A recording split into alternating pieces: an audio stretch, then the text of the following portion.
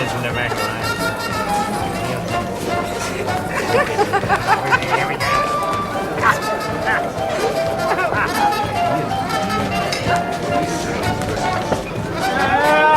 Found him, Yes, well, happy Christmas, Doctor. Happy Christmas, Alex. Yeah. Well, the traditional Anderson Christmas cake.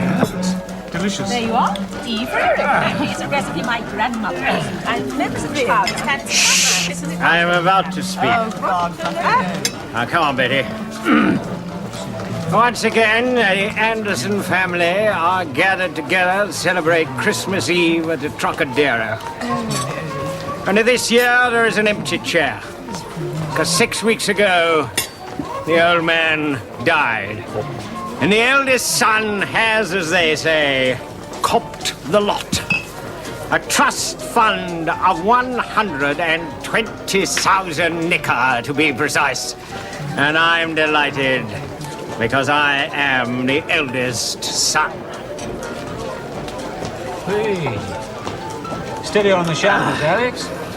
And I'd like to welcome my brother James home on leave from India, from his tea plantation, and to congratulate him on marrying his wife, charming Betty, because otherwise I wouldn't have met her beautiful sister, Margaret Tempest, an actress of most outstanding promise, and with me,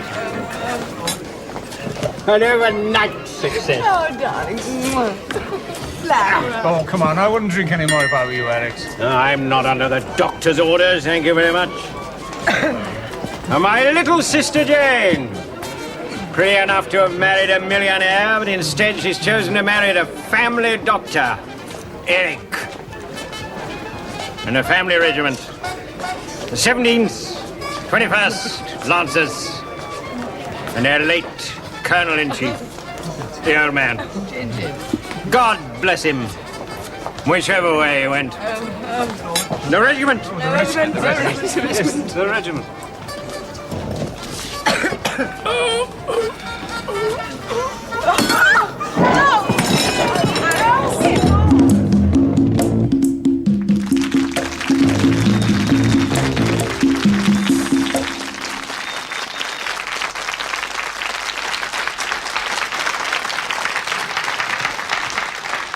Hello, and welcome to a special edition of WHODUNNIT. Now, I hope you've all had a very great Christmas and many more to come. But as you've just seen, it was Captain Alexander Adamson's last. Now, the question is, who done it? And we want you at home to try and solve the crime. Now, to help you, we've invited 4 guests to cross-examine the suspects.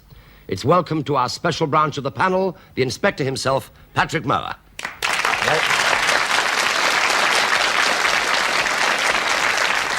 And mother herself, without her famous 5, the lovely Wendy Craig.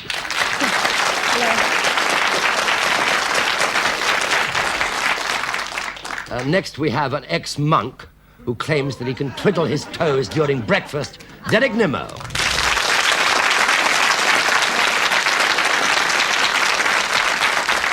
And finally, a funny man without his good woman, Leslie Krause.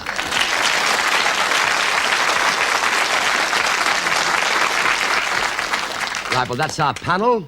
We have also selected 4 members of our studio audience to try and solve whodunit. So, welcome to you. Before we continue the action, let me warn you that when you see the suspect's stories in flashback, one or more of them may be lying, so don't believe everything that you see or hear. Now, let's go back to Christmas Eve at the Trocadero restaurant in 1928. Prices have reached an all-time high. Cigarettes are 9p halfpenny a packet, and beer is 5p farthing a pint. And here's a clue. In those days, murder was a hanging offence. Terrible. To have a heart attack on Christmas Day. I'm so sorry, I don't know what to say. I don't think it was a heart attack, Mr. Louis. Oh? Ah, all that damn drinking. You mean his liver conked out at last? No. Of course, I can't be certain, unless there's a post-mortem. I'm fairly sure that he's been poisoned. Poisoned? At the Trocadero? Impossible. We have the best chefs and the finest foods. Well, don't worry, we haven't had dinner yet. No, but we have had the cake and champagne. Well, we all had the cake and champagne. And I made the cake. There was absolutely nothing in it that could cause food poisoning. I meant deliberately poisoned. I'm suggesting that Alex was murdered. Oh, mon Dieu. Who'd want to kill Alex? But of course, that's not for me to say. You don't have to say. All of us know that the old man in his will made a trust fund whereby the money went to the eldest child, Alexander, of course. And we all know that in the event of Alexander dying without issue, which unfortunately he did, then the money goes to the next eldest child. So you get all the money. Yes, but if James dies before we have any children, all the money goes to your dear fiancé, Jane. Yes, that's true, Betty. If anything happens to James, it all comes to you, darling. How can you tell Alexander was poisoned? By the appearance, the muscular contraction. Well, he certainly had plenty of enemies in the gambling world through not paying his debts. Who are hardly likely to kill him just when he's come into a fortune. Did anyone else come near the table before I arrived? Well, only the waiters. Waiters. The waiters just serve and they clear away. Clear away. Would you excuse me a moment? One moment, Doctor. Shouldn't we call the police? Yes, of course. And I think perhaps you'd all better remain here.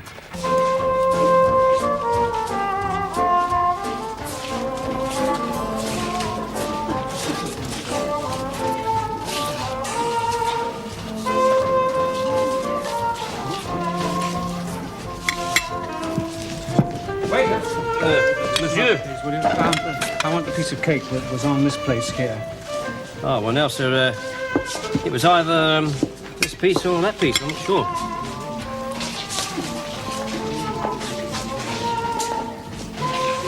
Yes, this is the one. Bollinger. Sorry? Bollinger, sir. Oh, yes, indeed. We'll leave everything where it is, will you, and see that nothing is moved.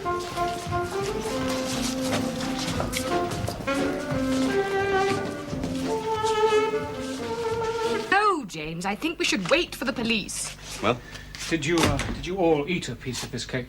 well, I did. So. Yes. Yes, well, obviously none of you have been affected. This is the cake that Alex was eating. It's poisoned. Has the traces of a most unusual odor, rather like sour lemons. May I, please? Thank you. You're right.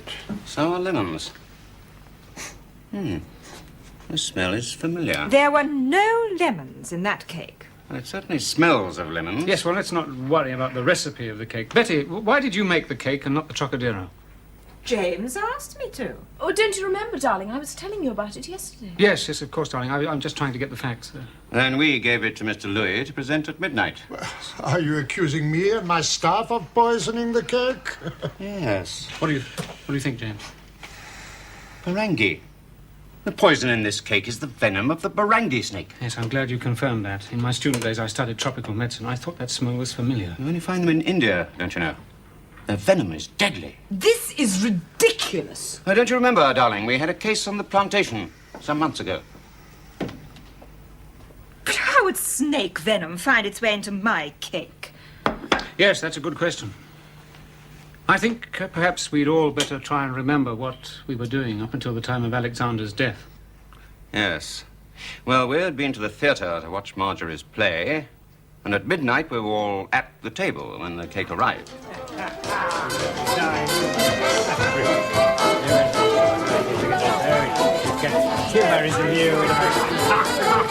Bobby, do you mind? Honest. Et voilà, madame. Excusez-moi. The cake, I must say, madame, it is formidable. I would be proud to make this cake. Well, it's nothing like yours, of course. Is it all right, darling? Yes. Hello. And now, ladies and gentlemen, a request for Captain Anderson. Oh, jolly good, jolly good. He wants the black bottom. The black bottom, sir, is the latest dance craze. Thank you. Heaven for that. This one, Julie, darling. Come on, sweetie. Come on, sweetie. Come on, Marjorie, the black bottom. James, don't try and jolly up. Just don't stand this at time. Monsieur James, you will be cutting the cake as usual? Yes, as usual. Thank you. Oh, I wonder where Eric has got to. I hope he hasn't stood you up. No, I shouldn't think so. He must be out on some call. In fact, I'll let you into a little secret. We got engaged yesterday. Oh, well done. Oh, I'm so pleased. He's such a charming man. Well, I do hope we can stay for the wedding. There's one thing I hate more than India. It's tea. Yes, my dear, you've made that very obvious on numerous occasions. If it is the career I enjoy, I intend to continue. Yes, but as if you've been left nothing in the old man's will, you will have to give it up. Unless you can borrow some money off Alexander. Oh, why? Oh, I've had a couple of bad seasons. Need some new investment. And you know what our dear elder brother did when I asked for help for the tea plantation? No, what? Offered me the family teapot. Such an insult. But you know he's only going to waste all that money gambling at the Silver Slipper Club. What I feel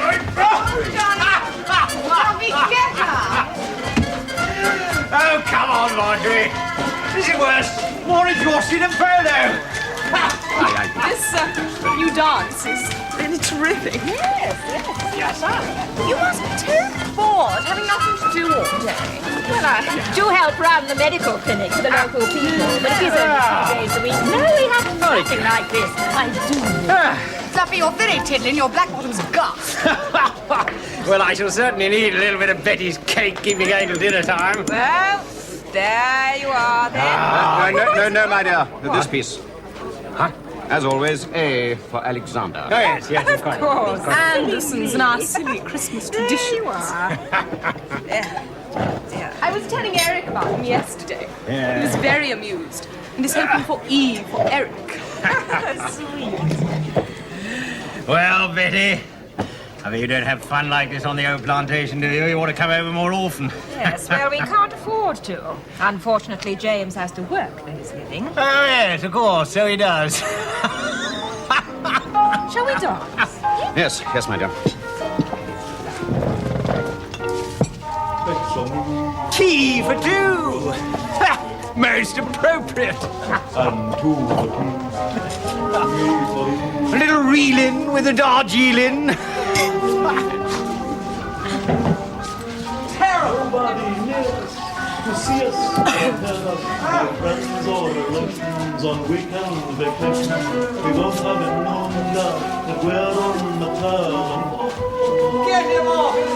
Kindly keep to outside. So, to prevent an argument, we went off to dance and came back a few minutes later. I see.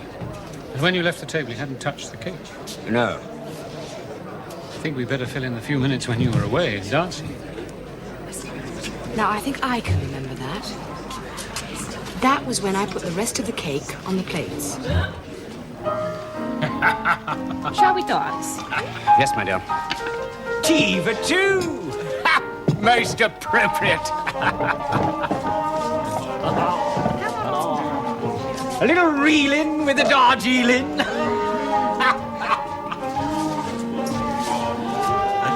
Try not to be rude, darling. After all, she is my sister. Now, I'll put out the rest of the cake. Ah, playing the domestic role, eh? Now, little Jane, where's this family doctor that you're so friendly with? I think he's very handsome. So do I. He must be out on some emergency call. You are supposed to be slimming, and this piece is smaller. Now, you can't get round me like that. You're not serious about this chap, are you? Why? Well, I might let you have a little dowry for a presentable chap, but certainly not a doctor. I know he's got expensive tastes and all that, but his income is hardly substantial. We got engaged yesterday. What? You'll get nothing from me.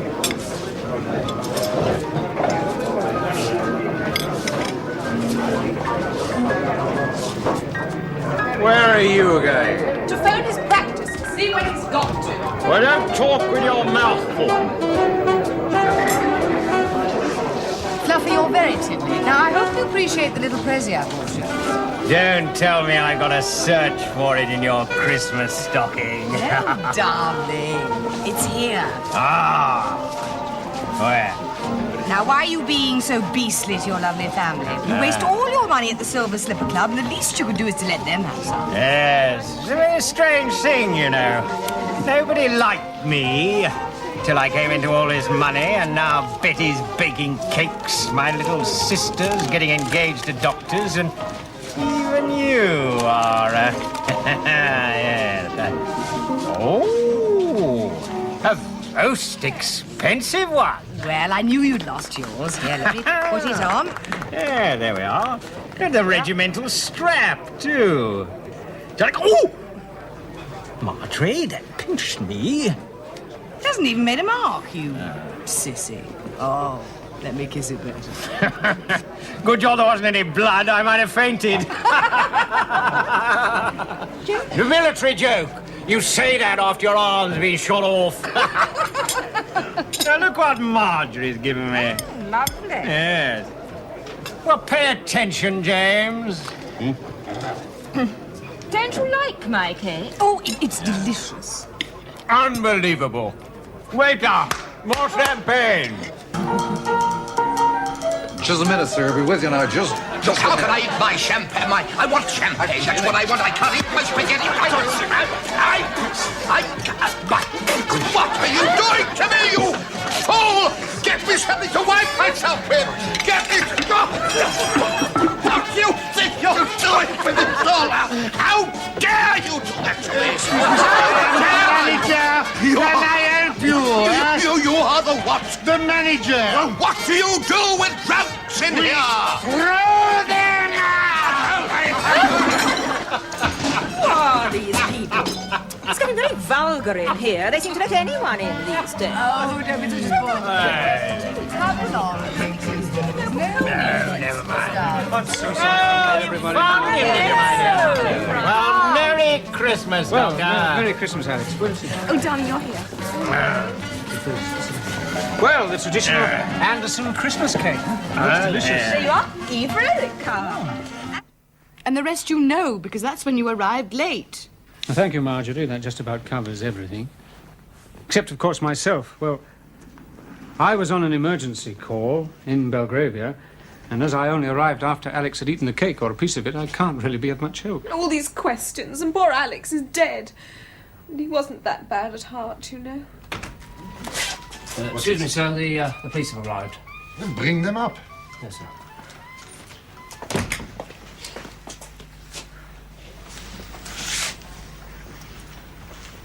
Doctor.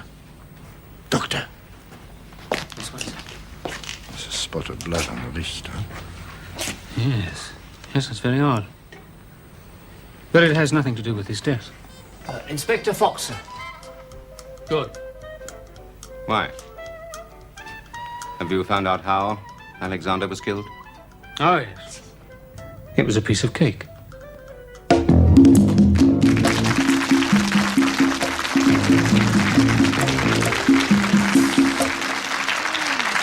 Well, and was it a piece of cake for you? Right, now, panel. Before you start asking questions, you can have any 20 seconds of the action replayed. So, as usual, ladies first. Wendy Craig, what would you like to see replayed? I think I'd like to see where she put the watch on his wrist. Yes, they all say up there, yes. The watch on his wrist, and so you shall. Patrick Mower. Ah, watch on his wrist. I'd like to go back to the beginning and see when who's the guy that came in late from the doctor? The doctor. When he asks the waiter, when he comes back to the waiter and the waiter is clearing the table. Yes, when he's... when they're alone together. You mean the three-card trick with the cake? Yes. Yes, right. The waiter and the cake. Right. Derek Nimmo. Well, I was going to say that, but instead I'll have the cutting of the cake, if I may. The cutting of the cake? The initial cutting of the cake. Of the family? Yeah. Right, the family cutting of the cake for Derek Nimmo, yes. And finally, Leslie Crowther. I'd like to see the close-up where Alexander looked as though he was going to eat the piece of cake, his own cake. He'd got some in his mouth, and it was a great big socking close-up. It was a beautiful And he said something like delicious. And he had a black eye. Yes. It's a glass eye, actually. You didn't You all know. have It came one out in the marks like conversation. that. Right. The close-up when he looks at the... Captain Alexander looks at the cake. That's right. Right. Good.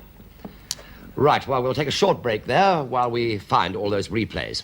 And afterwards, our panel will cross-examine all the suspects to try and work out who done it. Now, I'll give you one clue. Eamon Andrews and Huey Green are as innocent as the day they were born. When cigarettes were even less than 9pence halfpenny a packet and beer at 5pence a farthing a pound. So see you in a minute.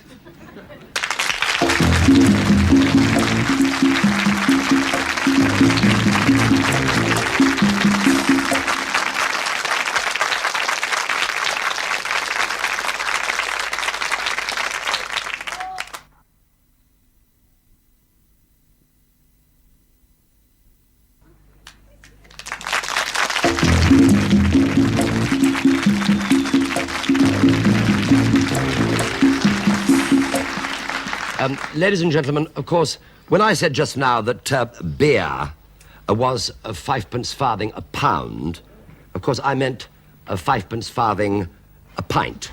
That was my deliberate mistake, just to make sure that you were paying attention and weren't asleep. So welcome back to WHODUNNIT. We are trying to work out who murdered Captain Alexander Anderson. So let's meet all our suspects who've now joined us in the studio. Welcome, suspects.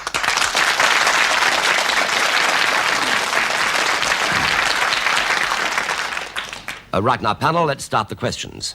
One question each, please, and away we go with you, Patrick Moore.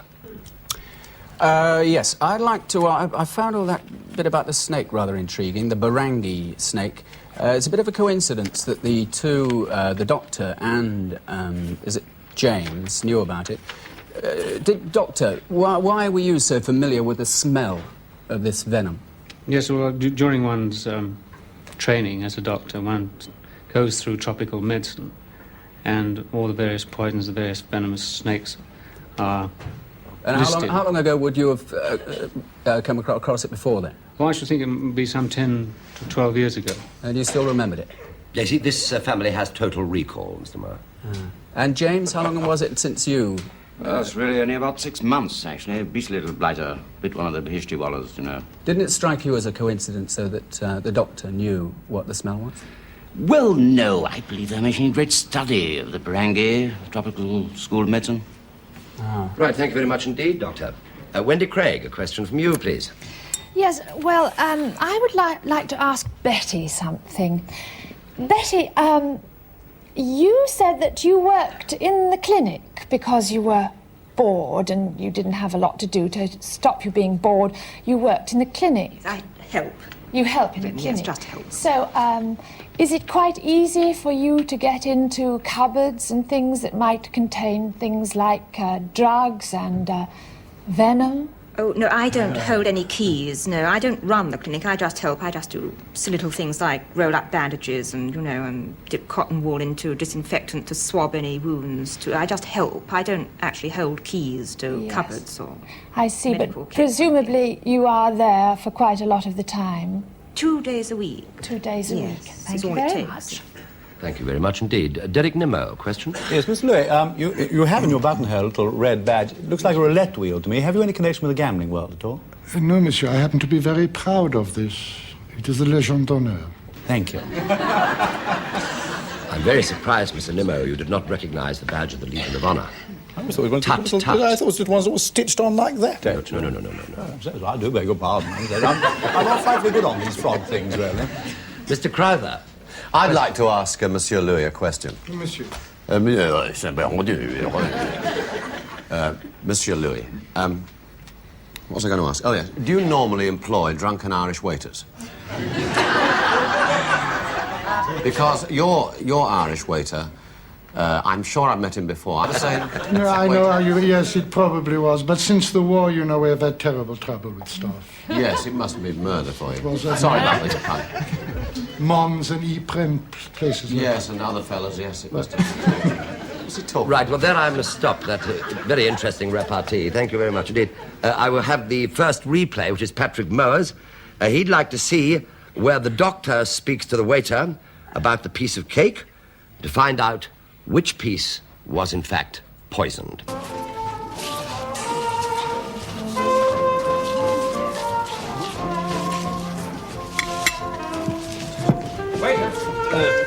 do. Please, will you? I want the piece of cake that was on this place here.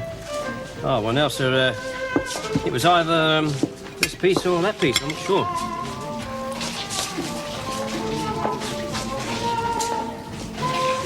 Yes, this is the one. Right.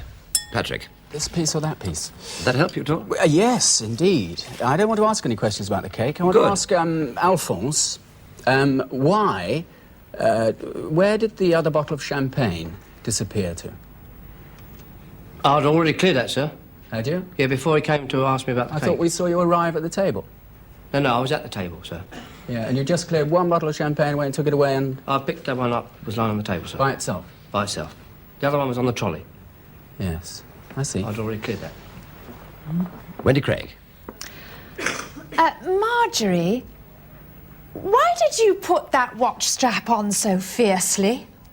I mean, I've never seen anybody put a watch strap on like that before. Did you hate him that much? Oh, I adored him. Oh, you adored him? Absolutely adored him. I don't know, I'd sort of get it in the right position to put the, you know, to put the prong through the hole. Yes, it was very enthusiastically done, I must say. I mean... Perhaps a little passion. Yes, perhaps it was a little passion. Well, I was a little beady with him. I mean, he had been patting people's bottoms and things. Yes, you were being perhaps a little terse Well, and putting him in underneath it line. all, you know. Yes, I see. Right, thank you. Right, we're ready for the next replay. This is for Mr. Derek Nimmo. He would like to see where James Anderson cuts the cake, which, of course, was according to family tradition. And here it is, Derek. He hasn't stood you up. No, I shouldn't think so. He must be out on some call. In fact, I'll let you into a little secret. We got engaged yesterday. Oh, well done. Oh, I'm so pleased. He's such a charming man. Well, I do hope we can stay for the wedding. There's one thing I hate more than India, it's tea. Yes, my dear, you've made that very obvious on numerous occasions. Yes, thank you. What I really want to look at was the champagne bottles. Now, can I ask Alphonse a question? The bottle that you cleared away at the end when you were questioned by the doctor, I think it was a bottle of Bollinger. Bollinger, sir, yes, right. Well, the two bottles on the table there, one was either Charles Heidsieck and the other was Piper Heidsieck. How'd you account for that? Well, I wasn't the wine waiter, sir, you see. But the bottle that I you wanted cleared to away be the from wine... the table was a bottle of Bollinger. Yes, Bollinger, sir. And the two bottles they had on the table, neither of them were either Bollinger, neither of them were Bollinger, but one was either Charles Heidsieck and the other was Piper Heidsieck. Is that just something gone wrong with the props department, or is it in fact a genuine clue? No, you can't fool me, sir, because I'm too ignorant.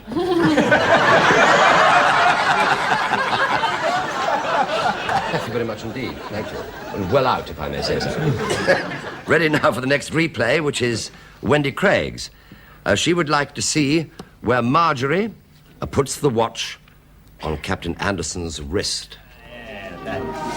Oh, a most expensive one. Well, I knew you'd lost yours. Here, let me put it on.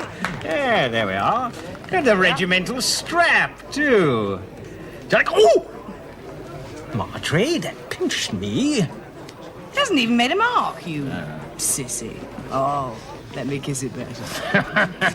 Good job there wasn't any blood. I might have fainted. Yes, Wendy? Did that help?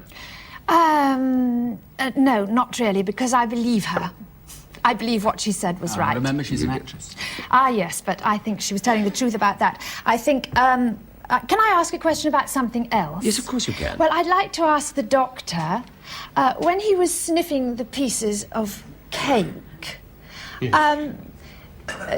They were at one side of the table, weren't they? They weren't at the side where the dead man was sitting. I mean, you discovered a piece of cake that smelt of something to you like lemons over at the far side, didn't you? Well, I did ask the waiter for the piece of cake that was on the place where Alexander had been sitting.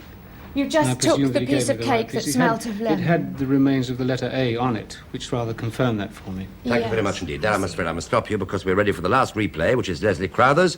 He'd like to see the close-up of Captain Anderson eating his piece of Christmas cake. And here it comes. Be shot off. Now, look what Marjorie's given me. Lovely. Yes. Well, pay attention, James. Don't you like my cake? Oh, it's delicious. Unbelievable. Waiter, more champagne. Yes. Well, I can't think really why I asked for that, because it was beautifully done. I must say. It was beautifully done. Yes, I wanted to see a close-up of the eye patch, but I really can't think why. But what I'd like to know, I'd like to ask the doctor if you know Marjorie at all. Only in passing. Really? Well, I've been to see her. I've been to see her in the theatre. Yes, You've been to see her in the theatre. As a theatre star of the theatre. I don't know her any more intimately than that. You never actually had social engagements with her? No. I see. And can you answer my curiosity about how you isolate poison in a cake? How can you possibly isolate poison in a cake? In the mix? I don't think that it was in the mix. You think it was injected afterwards? I think that's quite possible. I see. Yes, Patrick Moore, you're dying to ask a question, I can see. Yes, I'd like to ask Jane, when your fiancé was out on his late call, the reason he was late, why didn't you come onto the club before him? It was very convenient of you both to arrive after 12 o'clock when the cake was going to be cut.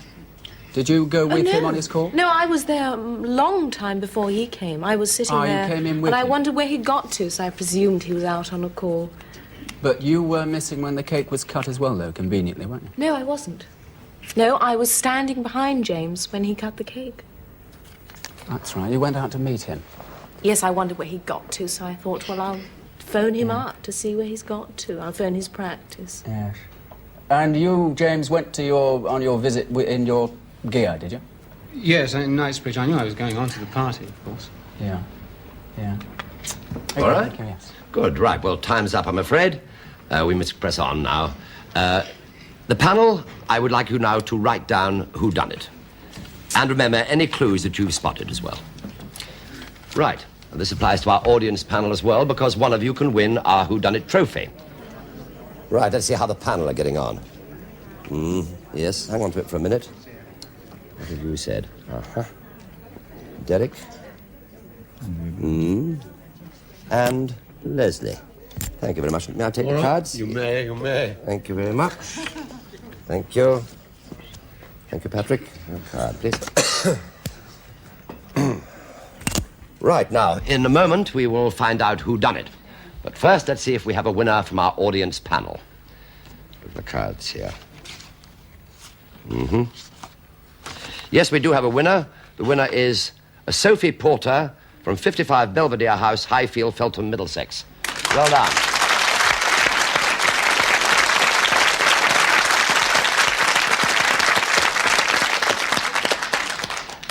Right, now, panel, I want you to tell us who done it, and one clue, please. Patrick Moore. Well, I think it was the Doctor and Jane in league. Whoever did it was a very inept murderer, because I don't think the cake, in fact, was the murder weapon, if that's the thing. I think that somehow it was the champagne. There's a lot of clues going around. The fact that she went out and spat out the cake, which I think was a red herring. And then he went off with a cake in his hand, and he probably injected some of the poison into it. Thank you very much indeed. Right, Wendy.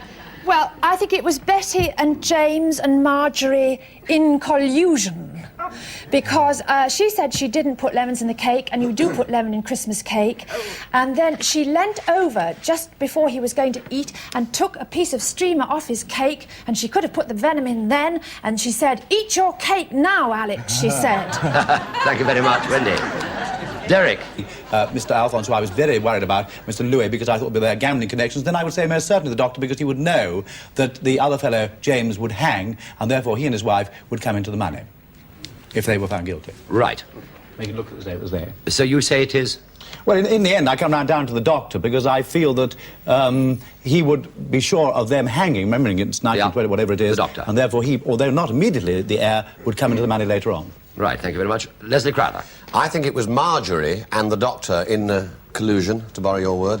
The poison was on the watch strap pin. Marjorie said there wasn't a scratch, but Louis noticed a mark on the dead man's wrist. The Doctor, however, said it had nothing to do with the murder. He was lying. The Doctor planted the poison in the piece of cake he took from the table, and that's my evidence. Right. And very interesting evidence it was, too. Thank you very much indeed. Now, let's find out who was right, shall we? So will the real whodunit stand up, please?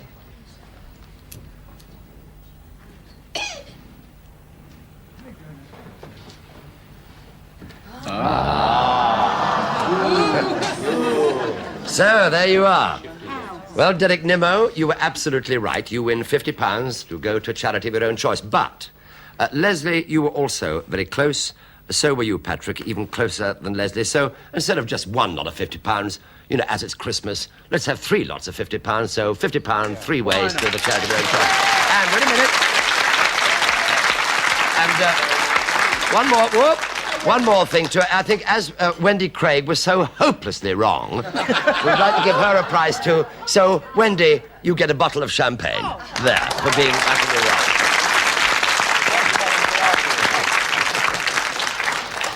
It was Bollinger, but not the vintage that we said it was.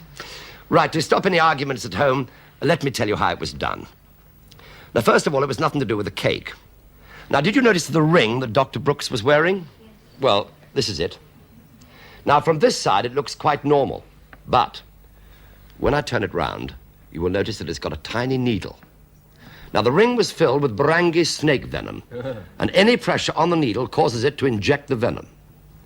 Now, when the doctor arrived late, he refused to shake hands with everybody for fear of poisoning them. And during Alexander's speech, the doctor grabbed his wrist, apparently to stop him drinking. Now, this is the moment that he injected him with the venom. Now, the clues. When he came out to find the poisoned piece of cake, the waiter actually passed him the piece that he'd just tasted himself. Yet the waiter is still alive. You saw him there. Now, as the cake was poisoned by the time it arrived in the office, the doctor must have done it on the way. The wrist must have been punctured by the needle from this ring, as there was no blood during the wristwatch incident. And you should have noticed that the piece of cake marked A was taken and eaten by Jane, and that the doctor didn't wear his ring during the rest of the story. His intentions were to murder Alexander, put the blame onto James, who would be hanged for it, leaving his bride-to-be, Jane, the sole heir to the fortune. I hope you got it right. If you didn't, don't worry. You'll have another chance when a new Whodunit series returns next year. So until then, it's a thanks to our panel. Thank you very much indeed.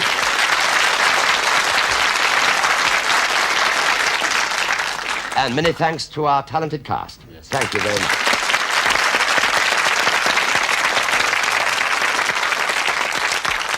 And as a New Year resolution, try to avoid shaking hands with people with big rings on. Good night.